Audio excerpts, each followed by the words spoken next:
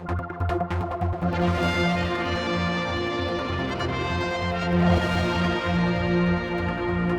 we've all taken some water and we've had a little cough, and I think we're now ready to continue the programme. The characters involved, I mean, we're recording this on Saturday, Friday at 17:40, so I think it was 40 or 20 past. It was either 20 past or 22. It was 26. Yeah, I was on the way to the bridge. Okay. Over to you, because this is one the scalping that what are we talking about? We're talking about Dr. Hewitt on this one. No, hang on a second. Do you want to start the top? Yeah, no, let's just step back before we talk about individuals. Oh, okay. Let's just look at how the various retirements, resignations, removals, departures, call them what you may, they've all gone. If you just step right back from this, the praise, read the report, see these various individuals detailed in the report one way or the other. In the judgment, I beg your pardon, it's not a report, it's a judgment. Look at the criticism levelled at them, sufficient for them to depart, resign, whatever. And compare the praise heaped on them compared to the, and Sam touched on this in the first section, the complete absence of care and consideration for Rosalind Ranson. No one has said sorry, have they? No, That's absolutely. I haven't heard that word. Shameful, that is. I mean, it's no one's apologised. That's completely beyond the pale. That politicians have been running around praising these people who've stepped down because, let's be blunt, in broad terms, there's been a loss of integrity in the higher echelons of our public service. And incidentally, people like me being so critical are not addressing our criticisms to the civil service or public workers as a whole. It's they who have to suffer a lack of integrity on the part of their leadership, and it really has to stop. Okay. The Chief did do an apology to me, I think, on my interview as a general government one, so I'll let him off on that one. But Sam? Well, just if you say about people at the top, and if you look at DHSC has gone through, it must be 5 chief executives in the past 10 years, if not more. And you had Couch went very quickly all of a sudden on a Friday afternoon. You had Miss Malone recently gone very quickly, and she suddenly went. You had Catherine Magson, who turned out never actually was employed here, and that's quite bizarre. Even the chief secretary didn't know what was going on. No one could find out who employed her. It seemed to me anyway. If you read the judgment, there's a section in it where they said, no one's quite sure. We spoke to the chief secretary, and Will Greenhow went, "Oh, I think she was employed by us." And then it come out and went, "No, she wasn't," because Office of Human Resources didn't have anything to do with it. So, she got a paycheck from somebody. Well, but it's things like that where DHSC, they've had other people in there as well, and it is a department which has consistently had these problems. Yeah, well, I want to talk for a second. I just want to shoot off at a tangent. Just drop something in out of interest, and it concerns itself with recruitment of chief executives.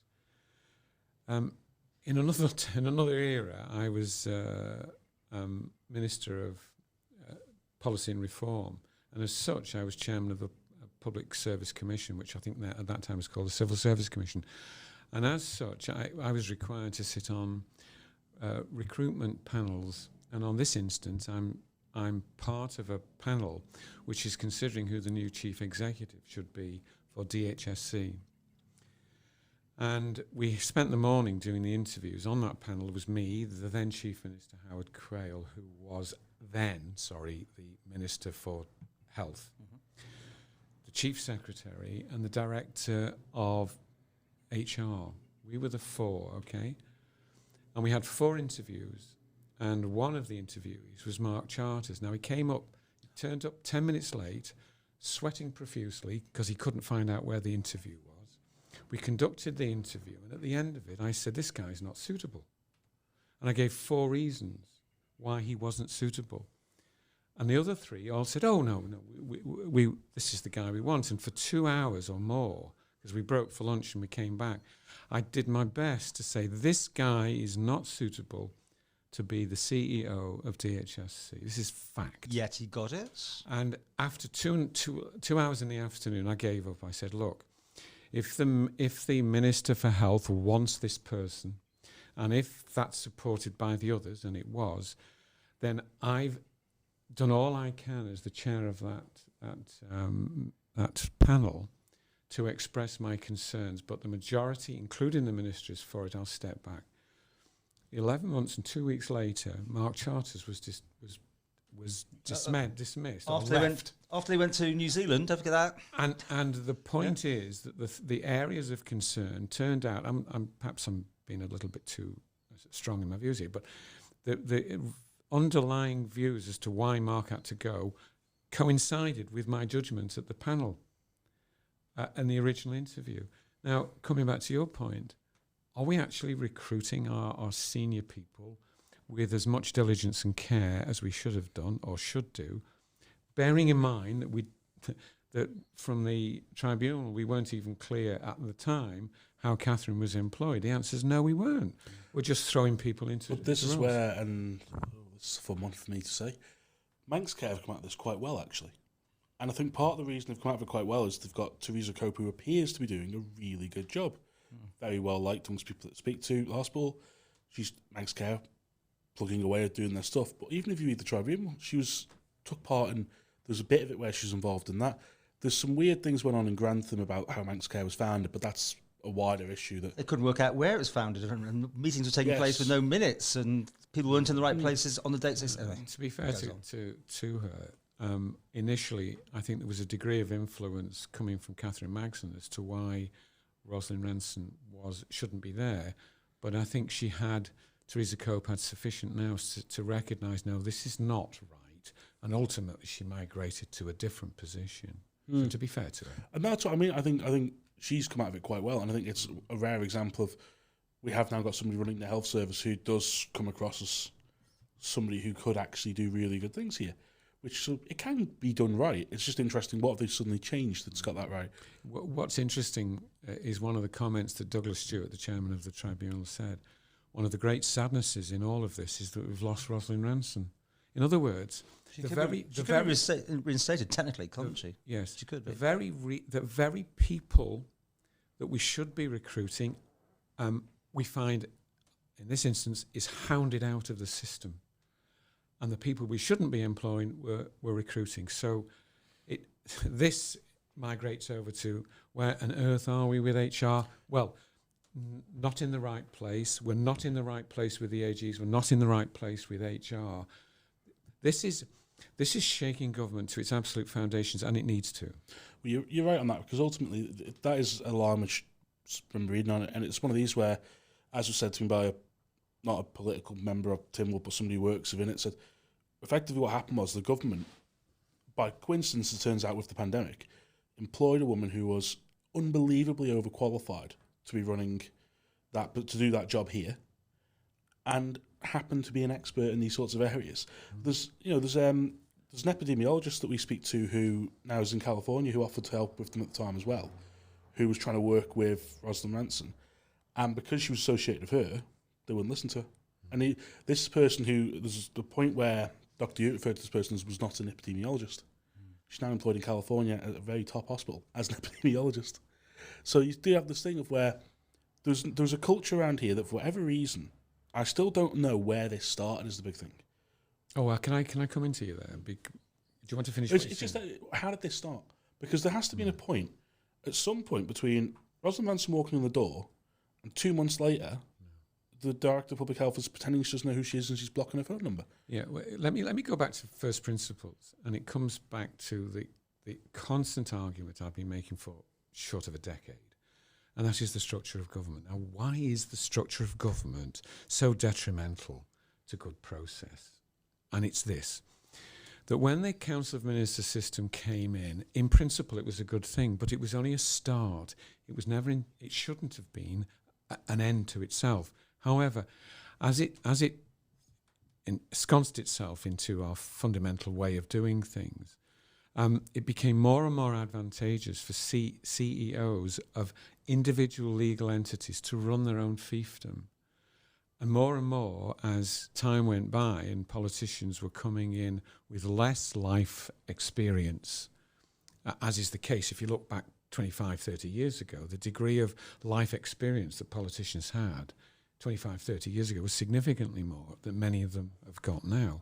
So it put the CEOs in a powerful position running individuals' fiefdoms, which is what the departments are. They are not part of a whole government. They are legal entities in their own right. And more CEOs learnt to manipulate their ministers, and therefore they could run their element of government the way they wanted to. And in very broad terms, I'm not being personal here, very broad terms, the old phrase, power corrupts and absolute power corrupts absolutely, is true. There was too much power levelled at the role of the CEO, where you had ministers who were too weak to drive forward the interest that they represented, which was the public interest. And this is over time, with the AGs being where it was and the lack of legal advice, it's progressively built up. And all we're seeing in Rosalind Ranson's case is not an isolated case, Sam. I'm sure you'd agree with that. Absolutely. It represents what's fundamentally wrong with government. It's just interesting. Was on Phil Gordon's perspective, where actually it was the broadcast that never was now. Did it never go out? No, it went out as a podcast and went out online, but it was recorded on like Thursday or something. Out of date by the time and then it was out of date by the time, and I'd gone off to London by that point. So it was like, and then Claire Christian wasn't available. And we're like, oh, sorry, Phil. So, but what did you say? He basically said the same thing. Yeah. It's just he went into there was a department he'd gone into, and he sat down one day and said to Chief Executive, "Why are we doing? What is this?" And he went, "Ministers don't normally ask that."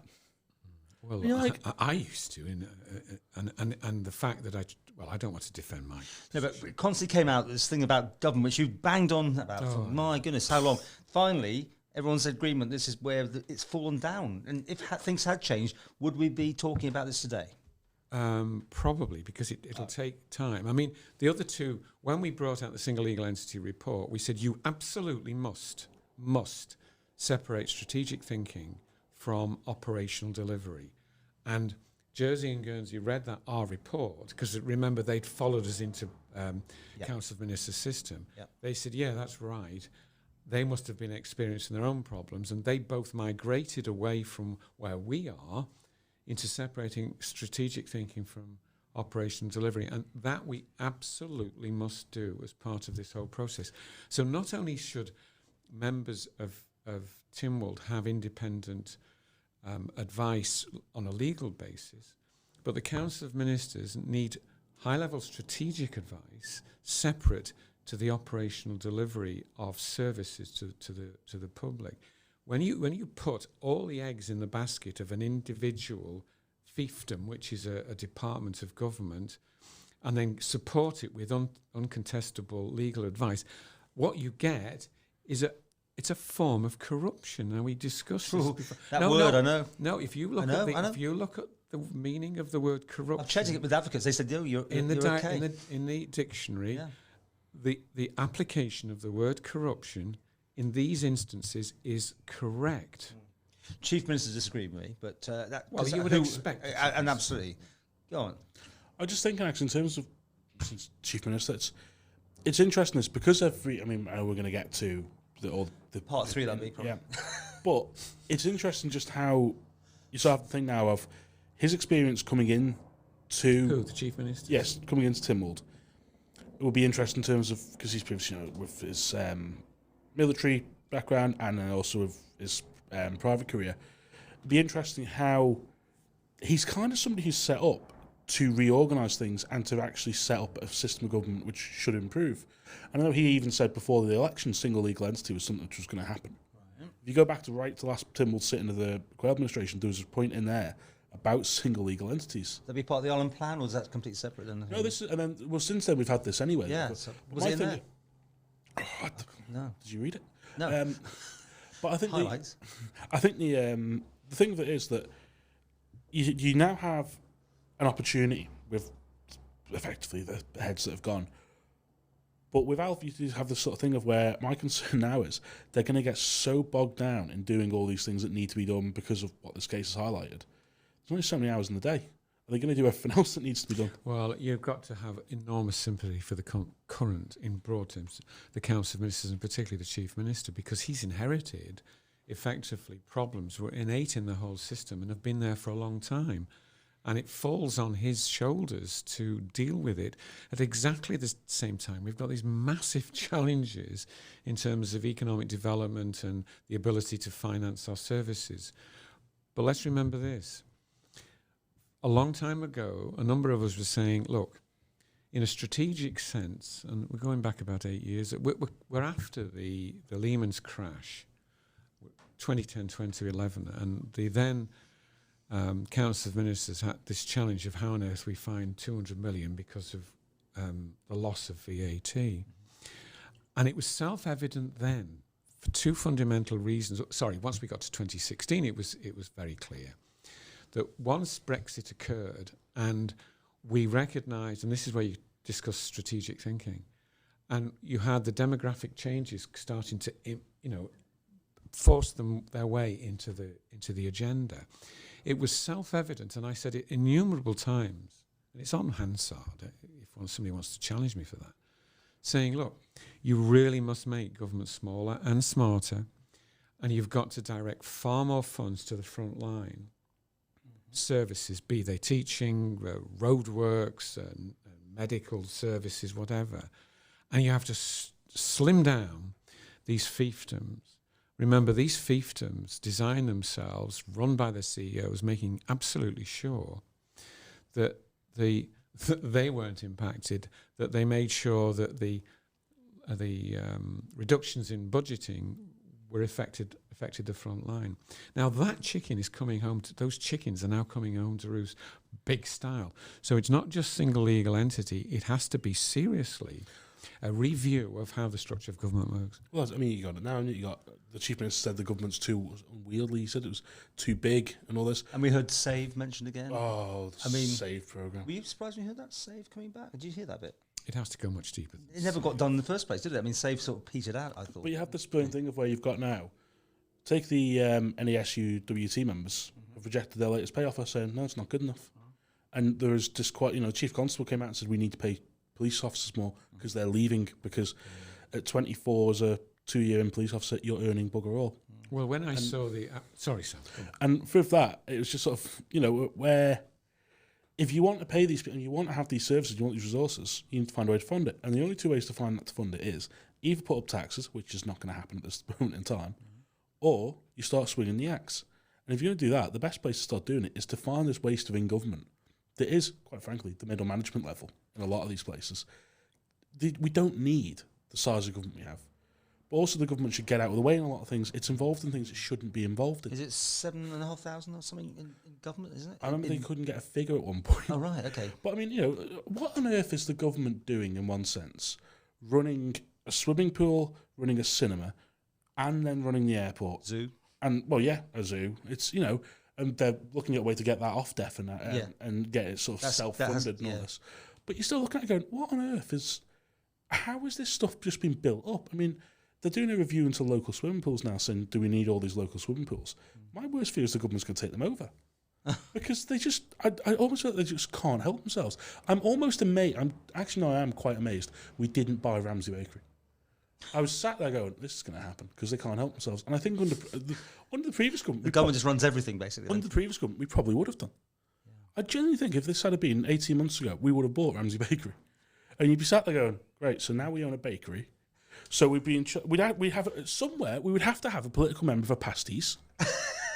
So this is just... Oh, gosh. Where does it actually stop? Because you've got now, the road. You've got the DOI. We've got Tim Glover has been reassigned as Minister of Member for... He's not Minister. He's not Minister, sorry. Not yet. He's Member of Responsibilities for Parking Apps. Oh, it's just... Why...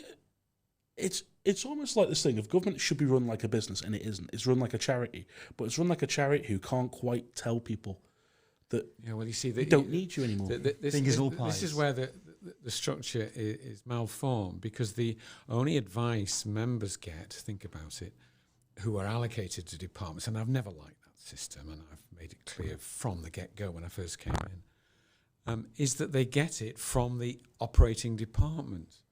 But then it becomes, as it were, both members and ministers end up being the voice of their CEO or their department and the apologist for them. And that's not their role. It comes down to the issue of, do politicians in this day and age fully understand their role? And the answer is no, they don't. And you cannot have political interference in operational issues to the extent that exists, because we're just individuals. We may or may not be capable of contributing in a worthwhile way to an operational decision. But what's lacking is the coherent strategic direction that the government as a whole is going in. Now, you try and tell me where you think strategically the Isle of Man's going at the moment. I think the government has tactical thinkers. I don't think it has strategic thinkers. Well, People who are looking for short-term wins, short-term gain. The Department for Enterprise is a prime example. It's a department for short-term wins, and it has no strategic structure. And that, look, what's the difference between, you raised this issue about private sector. What is the difference between the private sector and the public sector?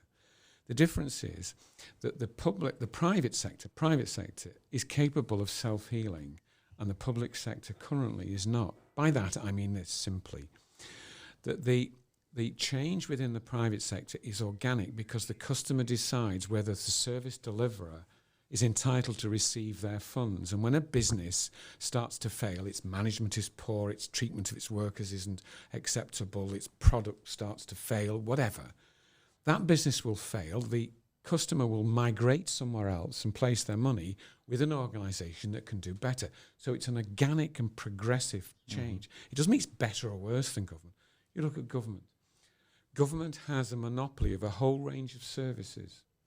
Us, as the customers, the taxpayer, are duty-bound to choose that product at that price, which is the cost of our taxes. And if we refuse to pay for that product, think about it, if we didn't pay our taxes, we could be ultimately subject to a prison sentence. So we have got to learn how to get around that to make sure the political process, which represents the people, the taxpayer, the customer, has a much stronger voice in the way government works, and the operational organisations delivering those services have got to be much more locked into that delivery and understand that fundamental word, whether it's public service or civil service, it's a service. Gone way off where I thought we were going to go in part two, but we've got more to do. We'll have one more session. You okay? Do you want to cough? Are you right? We'll take a break and see you in a moment.